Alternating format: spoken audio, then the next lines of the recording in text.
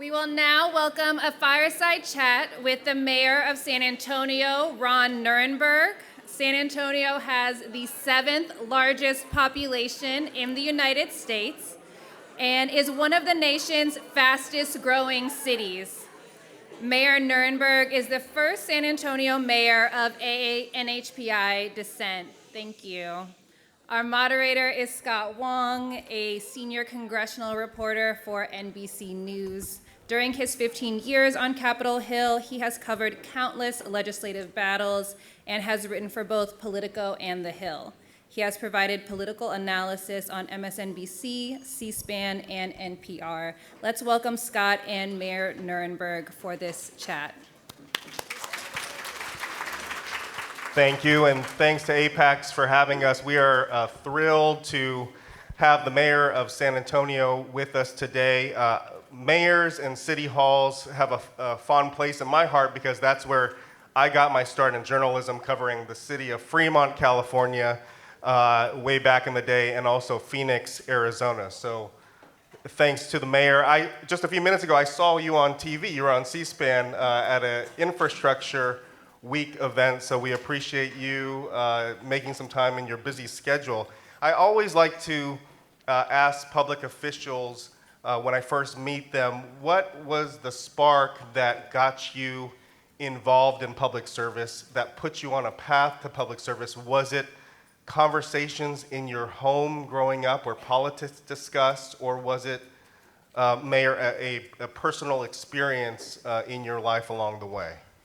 Yeah, well, it's great to be with you, Scott, and with APAICS as well. Thank you all for being here today. When I was growing up, actually my dream job was to be the beat writer for the Boston Red Sox. I was not planning to be in politics at all, but it was sort of a slow evolution. After graduate school, I worked for the Nirenberg Public Policy Center, and we worked in 22 different cities, teaching young people, mainly in high school, about how local government works and how to get involved in your community's civic participation. And those lessons, I think, were ingrained in me. And when I became a father in 2008, I began really getting involved in this wonderful city of San Antonio that I live in, which happens to be the largest Latino majority city in the country.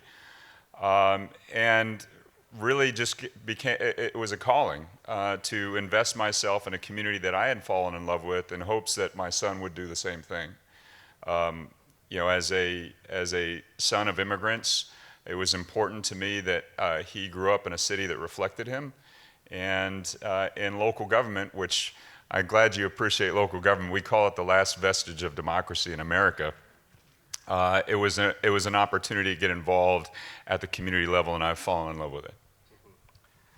I know that housing affordability has one of your top priorities during your years on the city council as mayor. We are in a period of time where a lot of Americans are hurting when it comes to housing, in terms of young people not being able to buy their first home because of mortgage interest rates, rising rents.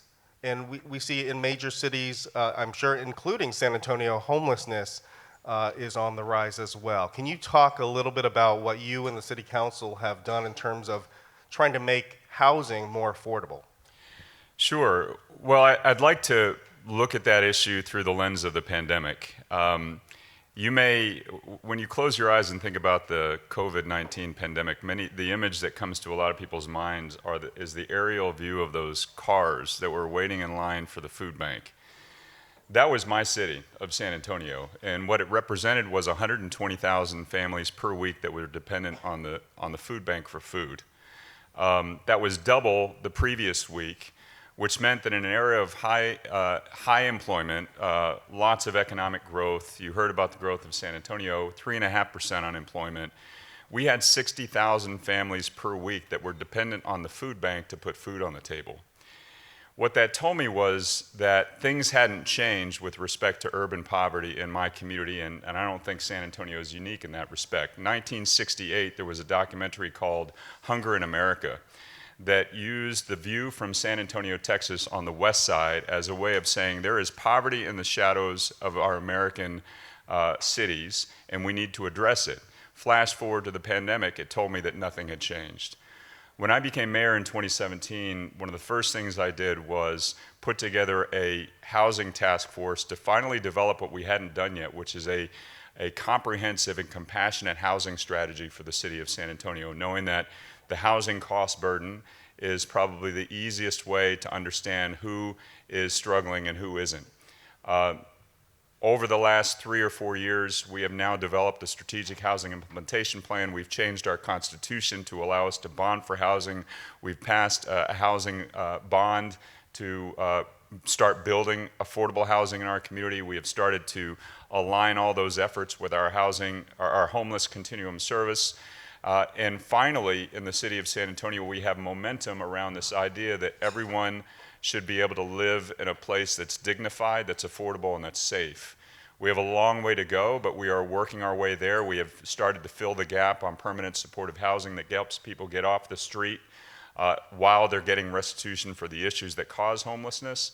But it's an all-in effort. But the one thing I do want to mention, I know we're going to talk about this here in a second, if you're only focused on housing and housing costs to address the housing affordability crisis in America, you're never going to meet the challenge.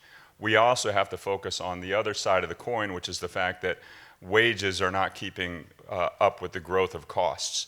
And this is true for people who are living right now, but it has been doubly true for folks who have been living under the poverty line for many, many years. And the cycles of poverty continue. A child that's born into a house that has a parent or parents having to work extra jobs just to make ends meet is drastically less likely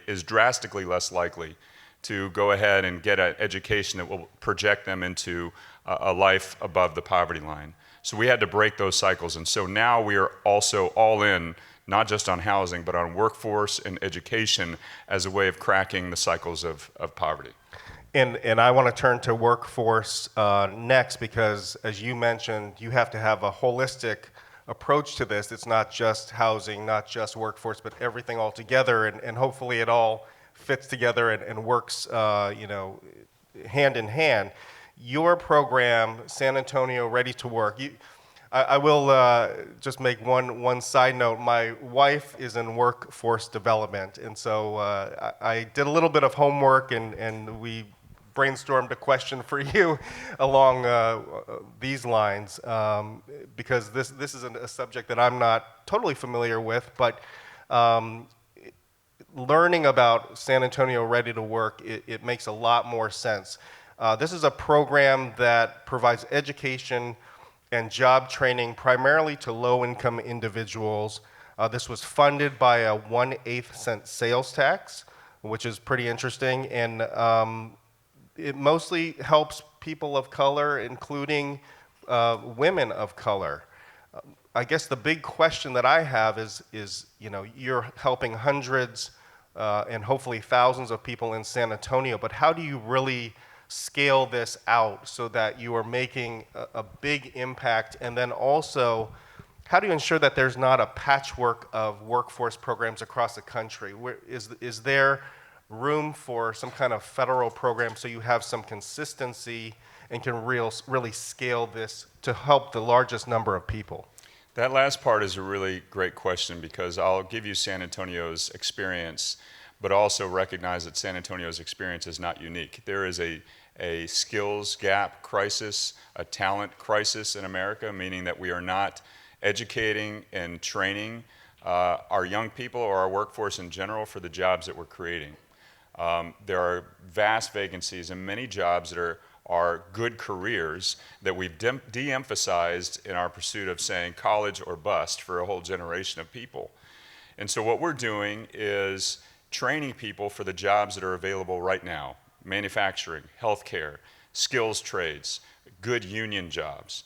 All of these jobs that are not only available, but also provide career mobility. So what we're doing, again, is taking 1/8 cent of existing sales tax over the next 5 years, which will roughly accumulate to about $250 million. And our goal is to essentially train a workforce of almost 30,000 people into new jobs. Within 1.5 years, it has taken a little bit of time to stand this up, because this is the largest local investment in workforce development in our nation's history. We're trying to do workforce development at scale, which is a little bit, well, actually, which is a lot different than workforce development. Workforce development at scale means that we've got to really focus in on multiple industries at once. And I mentioned them. These are the industries that are creating jobs en masse.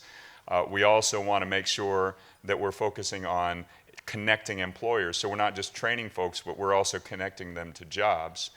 But your point, how do we make this scalable nationwide? How do we think about making this larger than just, you know, a one-off program? And we've got dozens of those, and many of them failed throughout our country. What we have to recognize about workforce development is that everybody's story is different. You know, what keeps someone from completing a training program? It's life. Many people have childcare issues, transportation issues, a health event that would ultimately cause them to drop out of a school, but also drop out of a training program. We've got to work with each individual throughout that course and help them navigate life into the job. And so it's very painstaking, it's difficult, and we've got to recognize that as much as it is about the actual training, it's also about removing barriers that would prevent someone from completion. So one of the things that we're very excited about is we're going to be going all in on childcare. Childcare is probably one of the biggest barriers for us to realize our national workforce aspirations, because it's, you know, it prevents almost half of this country from actually participating. 60% of participants in San Antonio can't afford childcare. So we've got to intervene in that way. And the Ready to Work program not only connects people with the training and then ultimately into the job, but it also helps remove all those barriers. And you have to do that one person at a time. Right, which is why this is such an enormous challenge. And I just want to emphasize the point that the mayor just made here, which is removing the barriers to these education and job programs in the form of childcare. Also, I know transportation, helping people get to and from these training courses is really important. But if I can add to that, it can be done. It can be done. What we are finding is, number one, you've got to make sure that people are realistic about the expectations. It takes time to scale this up. But in San Antonio, we've had 7,000 people already enroll. We've already had 1,000 people out of the program into new good-paying jobs. The average participant is a woman of color raising children in a household making less than $15,000 per year. You think about that. When they leave the program, they're making $44,000 a year and have a credential that will take them up the career ladder. Why that's important is not just for those participants themselves and how that dramatically has changed that one family, but you think about this. Those children that are being raised in that household now have a dramatically improved educational trajectory. This is why it's so important for us to think about training as not just good jobs, but it's also about breaking cycles of poverty. You know, that one family, one individual who's now making a gainful wage, who's no longer having to subsist on social services, whose family now, whose children are more likely to themselves have their own children who are much better off and have a better trajectory. One family, one household will now have an impact that will stretch far beyond that individual house. I think about it at the street level. One house is going to have an impact generationally on the street. We talk about 10 households now, we have a neighborhood impact. If we can go 100 or 1,000 or 10,000 or 30,000 within 5 years, this is why I'm so optimistic about what we're doing. If you can reach 20,000 people in 5 years, you think about what the generations of impact after that will mean to a community. This is why I think it's doable, not just for San Antonio, but it is the model for the rest of the country. Before I get to my final question, I want you guys to be thinking of some questions for the mayor, and I'm going to turn to you guys right after this, so start brainstorming some of those questions. You have been elected now to your 4th 2-year term. This is your final term as mayor. Obviously, you've had a successful track record when it comes to winning races, serving in the city council. You will have served 8 years as mayor. What comes next for you as you think about your next steps? Have you given consideration for running for Congress, the House? I cover the House and the Senate. I think you'd fit in quite nicely up there. A job in the administration. Any thoughts for us? If you want to make some news here about your future plans, feel free. Well, I don't mean to disappoint. I'm not going to make any news, but I will tell you that, again, someone who wasn't planning on a life of politics, being mayor of a city is incredible. It's the best job in the world. Is you can have immediate impact on your community, and you hear about it, from the folks that you're in the grocery store line with, whatever. But it is absolutely the best job, and I'm not looking forward to leaving it because our job is iterative. We're simply handing the baton off, and I think that we have changed the trend lines. Our poverty rate now has declined by 2 to 4% over the last 6 years since we've started doing this work. So I see where the future is going in my city, and I'm excited about that, and I want to keep it on track. But I will be, because I love this job, be working until the very last hour of the last day. What happens after that, I'm not sure. I will tell you that I admire what this president has done because he has worked on the same priorities that we see as critical in our city. We have had a tremendously strong relationship with the Biden administration. He has shown every city in this country that we can rebuild our infrastructure, that we can combat climate change, that we can strengthen our workforce and look out for working families. We have done that in a way in this country that I think will set generations of Americans in a better place for years and years and years from now. So I don't know, but I do know this, that there are still going to be problems to solve, that I will still be looking for a way that I can serve in a compassionate way, and I do know I love the work of policy and making impact on future generations. So I guess stay tuned. I'm not sure yet. Well, I tried to make some news up here. Let's turn to your questions out in the audience. Raise your hand if you have a question, and someone will get a microphone to you. And if you could keep your questions short, because we don't have a lot of time, that would be appreciated as well. And please say your name and if there's an organization you belong to. Yeah. Hi, my name is Nuva, and I'm from Community Wealth Partners. So I really appreciate the presentation and really excited to see what's happening in San Antonio. But would love to hear a little bit more about the role that community organizations played in helping to advance this Ready to Work program, particularly how the city partnered with them to help them scale up to be able to serve, like you said, 7,000 people so far. Yeah. Well, so community organizations are critically important in San Antonio, and they have been the true north, the clarion calls in so many different eras of our city. In the early 20s all the way up through the modern era, we had tremendous amount of flooding in low-income zip codes that was not only underscored the issue of redlining, but how we have not addressed the infrastructure disparities in our community. One of the first things I did when I was mayor was we passed an equity budget, and now we have an equity framework that informs every aspect of our city government. That effort was led by an organization called COPS, Citizens Organized for Public Service, which aligned itself and merged with Metro Alliance. They created a program called Project Quest, which essentially targeted folks that had been laid off by a factory that went out of business 35 years ago, and have created a model program that really focuses on the individual and removing barriers to get back into the workforce. We used that model, and we also were goaded by COPS to really address this issue of workforce during the pandemic. And so they have been fully involved from the very start of our workforce development efforts. San Antonio is a city that has quietly been a foundation for the civil rights movement in America and also for labor rights. We have a long history of folks like Emma Tenayuka and Cesar Chavez being a major part of our city's history. We were the first desegregated private lunch counter in the country, I believe. And so there's a lot of history of organizing in our city. So these efforts, whether it's the housing system or its workforce or frankly our climate initiatives and our climate action plan, have all been on the foundation and through the goading, I would say, of community organizations. But we work strong together. In fact, we have a very strong relationship, believe it or not, in Deep Red, Texas, with our labor unions. And I have many times, in partnership with our AFL-CIO, our Central Labor Council, as well as COPS Metro said when the mayor's office and the Central Labor Council are aligned and work together in the city of San Antonio, we move mountains, and you see that throughout the history of our city. Let's go to this side of the room over here. Right, Mayor.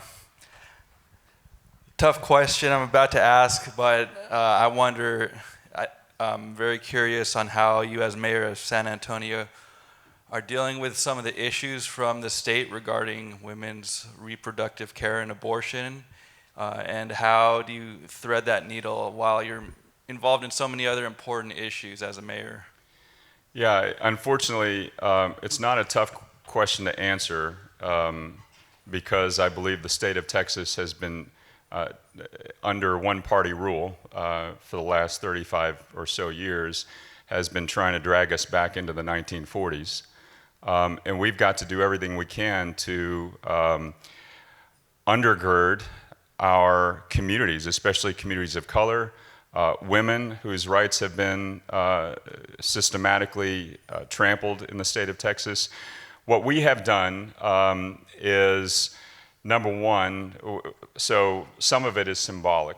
We use our voice of advocacy as a city government to say that we are not going to prioritize, for instance, criminalization of abortion. But we've also just recently actually passed a reproductive justice fund, which we're currently going to be working through the budget process to allocate resources to reproductive justice for women, access to health care. Some of my colleagues, and we will debate, want that to include travel to places that provide abortion. I am in support of that because wherever we can support women and their right to bodily autonomy is one way that we can underscore the fact that this is still a democracy in Texas.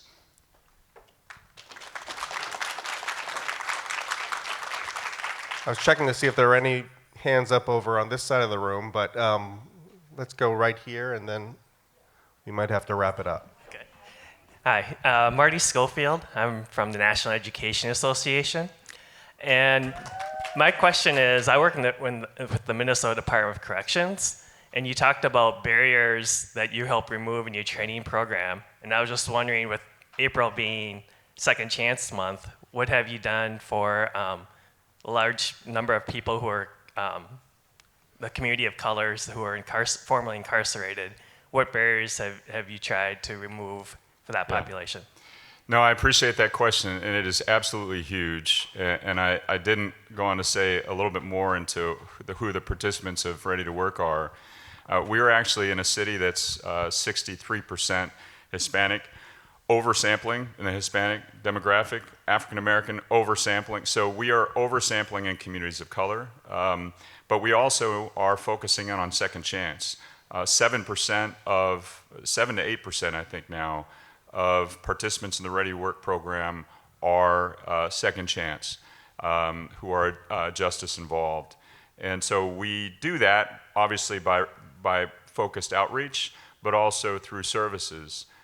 We do have a expungement resource that if folks have low-level offenses that they need to have removed so they can be, so they can work through the HR process of any jobs, we will do that.